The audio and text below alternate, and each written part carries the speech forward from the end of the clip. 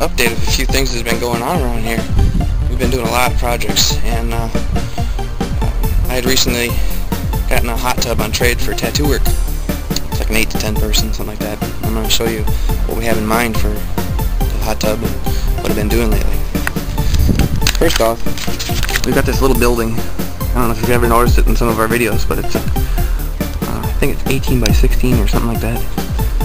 And ever since they moved the trailer in here, they, meaning my roommates, Vince and Marilyn, they always dreamed of connecting the two, the trailer and this building. And this building didn't have any electricity of its own, so they ran a extension cord in from that pole that you see right there, off the little outlet, in through the window inside, which powered it with a few lights and extension cords running all over hell. So Vince and I tackled the project of actually wiring it up for real. And I'm going to show you what we did. Wasn't too hard to do, really. Like I said, the original power came in through this window, and what we did is we drilled a hole through the wall, came in, chiseled out the floor, and then dropped a hole down on the floor there. And this is where that wire comes down through the hole and down into the fuse box, because this house, or little building, has a basement of its own. So we've got the fuse box in here, and it's all wired up with lights and outlets. As you can see, we drilled through all the existing stuff, so it's all up to code. That way when we cover it, it's all behind the walls. Got outlets all over the place, and down in the basement here we put in shop lights, 4 of them, with each one of them having an outlet off. This is going to be our computer room. I'll be playing games down here and working on PCs. Underneath the stairs there, we'll be putting a pantry down underneath the stairs here. Yeah, and each one of these lights have their own switch. The only one that turns on when we come down here is one that we wired up on the steps for that one right there, which lights up this area pretty well. And then as you see, the wiring comes up through the light switch. And then this also has another room in the back, and this is Marilyn's sewing area. We'll put a light in here as well. It's got carpeted in here, and it's actually got walls. And we're going to be replacing that window. We're going to go through and fix all the soffit, actually put a ceiling in here. We got a ceiling fan that we put up in here, and then there's lights in the main room here. And these 2 windows, that one there is going to be pulled out and sealed off. This one's going to be our new entryway for the house. And from this edge over to the edge of that window, we're going to build like a closet that you can walk into, sit down, take off your shoes, hang your coat, and then this whole wall will be opened up. The trailer is going to be opened up with a double back ramp system to make it easy on Marilyn, because she's getting pretty old and so are we all. And then right over in this area is where we're going to put the hot tub. And we're going to have a glass block wall on the back side and the front side here. This whole sidewalk area I'll be moving over in front of the door. I'm going to pipe in heating system from the ground here going underneath and into the basement, which then I'll have vents coming upwards to heat this little house. And then over here in the corner I'm going to drop another line, a return line, back to my blower motor, so it'll actually give me better circulation than what I've been getting.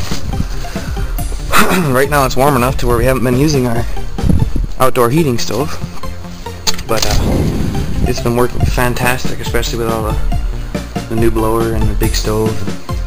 We just had to replace the box on our wellhead yesterday there. The box was shorting out and making our pressure go haywire, so we got that all fixed yesterday. Got the garden planted, and I mowed the yard with the old reliable Boland's 1969 Boland's lawn keeper. I'm sure everybody's seen the videos on that. That thing's still up and running. Runs great. I got it started yesterday. I just added gas, and it was empty on gas and oil, and I pulled it twice and it fired right up. And I was barely pulling it over. That was kind of nice. Got the yard mowed yesterday, and we've got a lot of burning to do because they're getting rid of a lot of the stuff that was in that little building, which a lot of it's in my bread van right now. That's why my project for getting my bread van turned into a rolling tattoo shop's a little bit on hold, and I do have all the materials to do it right now too. I'm just going to show you the garden here. Just got this all done up yesterday, put the fence around it, laid down some mulch. That little fence on the inside there in that first row is a pea fence. That way the peas have something to grow up and hang on to. So we've got all kinds of different things in the garden here.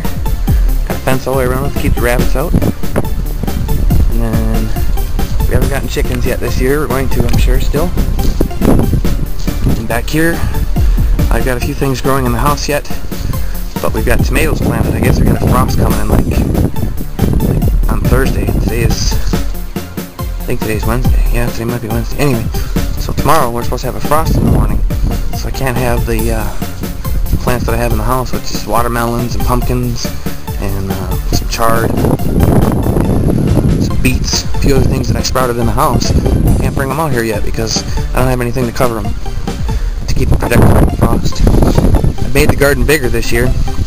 I did all the topsoil off first, and I utilized that topsoil in other areas of the yard where we had holes. Looks like I got one to fill in right there still yet from the red band when I pulled it out this year. The pig pen, took a bunch of the sod from cutting the wood out in the front yard over the winter, laid it all in there to give it a good fresh coat for when we get new pigs. That place is looking pretty good now. Yeah, so like I said, I just wanted to give a quick update of how things are going this spring so far and all the different projects we've got at hand. Red band will be next on the agenda because the little house in the house probably won't be getting connected this year unless we get the red band done so I can make some money first. Right now that thing's full of all the stuff that was in that little house there. The old Boland's is still running great. 1969 Boland's Lawn Keeper. Mows great. I used the tiller already once this year. This year I got a different motor on it because I still have the motor that I had on here last year, and also on the mini bike is on our wood splitter. Well, I can show you that. I don't know if I have that on video yet or not. Here's an interesting relic I was going to show people. This is a 1938 Navy generator. It's a twin-cylinder Onan engine. Onan is now owned by Cummins. It's a very interesting little relic. We've been looking it up on the internet, can't find anything about it. It's 1938 Navy generator. Here's the wood splitter I was telling you about, and there's the mini bike engine up on the wood splitter. The wood splitter's a beast, 27-ton ram on there. Of course, here's all the materials for doing my bread van. We just pushed them in a little further on the floor here because we had to use the garage space for some work the other day. The reverse strike is still covered by insulation. Kind of sucks right now, but we ain't got no place to put that insulation at the moment, so it's kind of on top of my car. Once we have a place to put that, then I'll start working on my car again. I want to get that done this year. I did buy a brand new 17-inch rear tire. It only cost me $62 online, so I couldn't complain too bad. Steel saw that I bought in the fall. Awesome, works great. Did a lot of cutting the logs this year. Upgraded to a 20-inch bar. We got a bench mount chain sharpener. I love that thing. One of the best investments we've ever made. I think we only paid like $28 on eBay for it. It's like a $400 unit or something. There's the pump and heating system for the hot tub. That's like a $500 unit right there. It's all brand new. So I just wanted to show you that real quick too.